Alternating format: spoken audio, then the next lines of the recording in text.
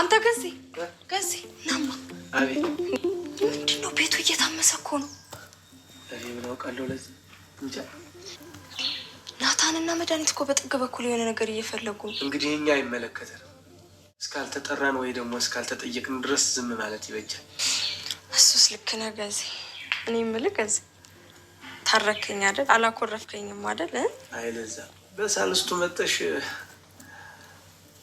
እኔ አላኮረፍኩሽ ግን ውሸት ምን ያደርጋል ከጉዞ በክብር ያልደራደር ተናግሬያለሁ ጥፋት ቢጠፋ መናገር ነው እንጂ እንደዚህ መቅበዝበዝ አያዋጣም መፍትሄ አይደለም ምንድነው የሆናችሁት ለምን አትናገሩ ኧረ እማዬ ምንም አላጠፋንም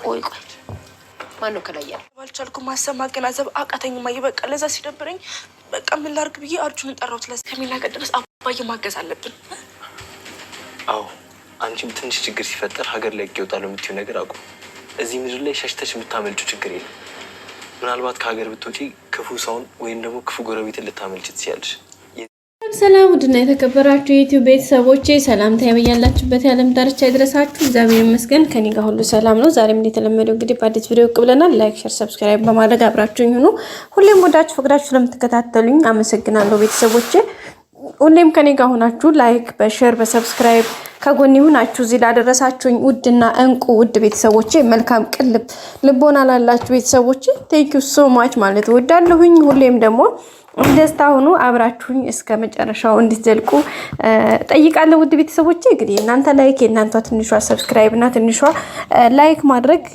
ቪዲዮን ሼር ማድረግ ለኔ በጣም ትልቅ እገዛና ደስ የሚል በጣም ትልቅ ፓወር ያለው ነገር ስለሆነ ሁሌም አብራችሁኝ ሁኑ ላለው ውድ ቤተሰቦቼ በነገራችን ላይ በእናንተ በእህት ወንድሞቼ ኢትዮጵያውያን እና ውድ ኤርትራውያን ነው እዚህ የደረሱት አሁንም ደግሞ የእናንተ አብሮነት የእናንተ እገዛ የእናንተ ድጋም አይለኝ ማለት እወዳለሁኝ ስለዚህ እንግዲህ ሁሌም እንደምታውቁት ሪአክሽን ቪዲዮ ነው የምሰራው ከድራማዎች ላይ ቆራርጠን አብረን ልክ በሐሳብ በኮሜንት እንደምን አስቀምጠው ሁሉ እኔ ደግሞ በድምጽ መጥቼ ከናንተ ጋር ስለ ድራማው ያለኝን አስተያየት የተሰማኝን ስሜት አጠቃላይ የሚታየኝን በኔ እይታ እንደኔ የታየኝን ነገር ይሄ ቢሆን እንዳንድ ተመልካች እንዳንድ ተከታታይ እንዳንድ ድራማውን እንደሚከታተል ሰው እንደዛ ነው ቤተሰቦቼ የማደርገው ታውቃላችሁና በዛ በማደርገው ደግሞ እናንተም የመሰላችሁን የቀጣዩን ፊውቸሩን ማለት ለምሳሌ ድራማው ዛሬ አንዱ ፓርት ከተለቀቀ ስለ ቀጣዩ ፓርት እዛ ድረስ የቀጣዩ ፓርት ስንጠብቅ ድረስ የምናሳየው ሪአክሽን ነው እና በዛም መካከል እንግዲህ የእናንተ ቤተሰቦቼ ደግሞ በኮሜንት ላይ እኔ በድምጼ ስመጣ እናንተ ደግሞ በጽሁፍ ሁናችሁ በጽሁፋችሁ የምታሰፍሩት ሐሳብ ለኔ በጣም ትልቅ ቫልዩ ያለው ትልቅ ዋጋ ያለው ሆኖ እንግዲህ እግዚአብሔር ይመስገን እዛ አድርሶኛል አሁንም ደግሞ ወደፊት በእናንተ በእህት ወንድሞቼ ድጋፍ በእናንተ ሰብስክራይቦቼ በእናንተ አሁንም ወደፊት ትልቅ ቦታ እንደምደርስ ባለሙሉ ተስፋ ነኝ ስለዚህ የሚሆነው ምንድነው እናንተ አብራችሁኝ አሁንም ስትቀጥሉ አብራችሁኝ ስትጓዙ ነው ቤተሰቦችና አሁንም አብሮነታችሁ አይለኝ ይላልሁኝ ወዳችሁ ፈቅዳችሁ ስለምትከታተሉኝ በጣም አመሰግናለሁኝ ስለምታደርጉልኝ ነገር ስለምታበረታቱኝ ስለምትሰጡኝ ትልቅ ቦታ በጣም አመሰግናለሁ መልካሙን ሁሉ ተመኘሁላችሁ ቤተሰቦቼ በቀጣይ በአዲስ ቪዲዮ እስከምንገናኝ ደግሞ ላይክ ሼር ሰብስክራይብ ማድረጋችሁ ደግሞ አሁንም አይረሳኝ ይላል ቤተሰቦቼና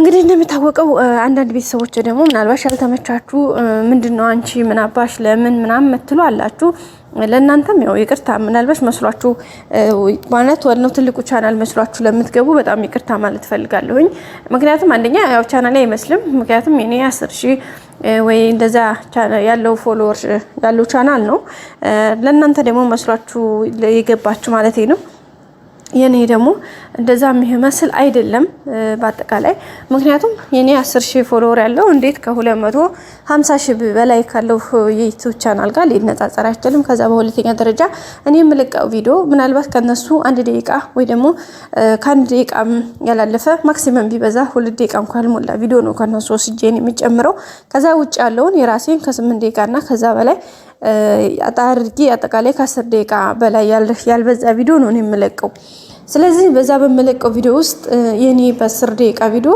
የነሱን 50 ደቂቃ ወይ ደግሞ በትንሹ ከ40 ደቂቃ እስከ 1 ሰዓት ከምናምን የሚለቀቅ ቪዲዮ ጋር በፍጹም ሊምጣጣ አይችልም። ስለዚህ ከዛ አንፃር ታይታችሁ እንትን እንድትሉልኝ አደርጋለሁ ማለት ነው። የመስሏችሁ የገባችሁ ግን መልካምና ቀን ልቦና ካላችሁ ላይክ አድርጋችሁልኝ ውጡ።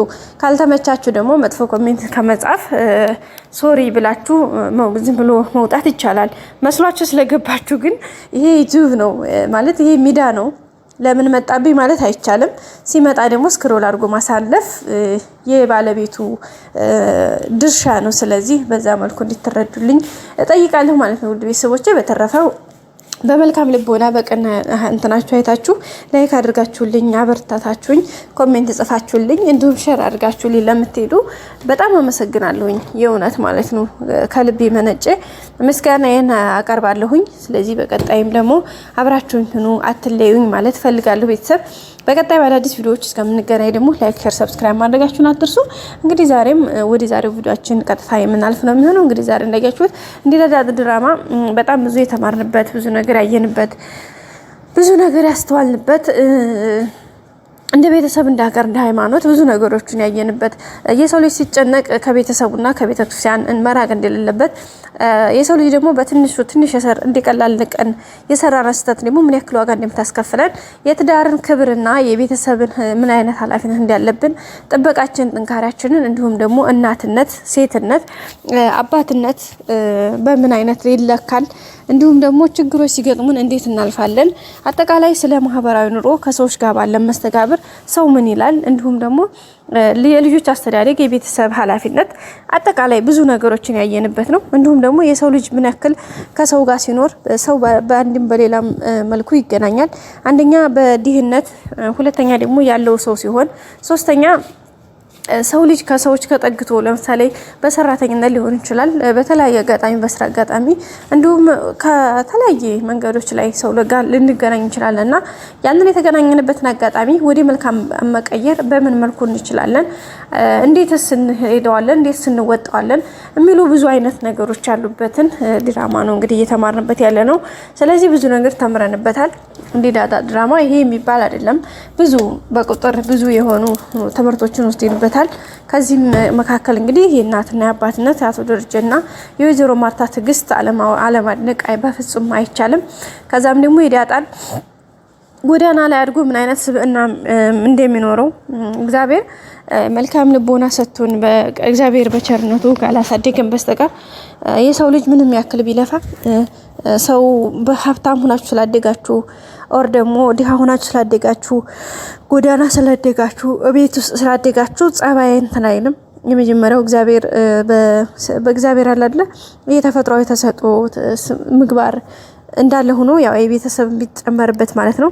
እሱንም እንግዲህ በዳጣና በነ እንትና ያየነው ነው። ስለዚህ ቀጣይ በአዲስ ቪዲዮ እስከምንገናኝ ሼር፣ ላይክ፣ ሰብስክራይብ አድርጉ።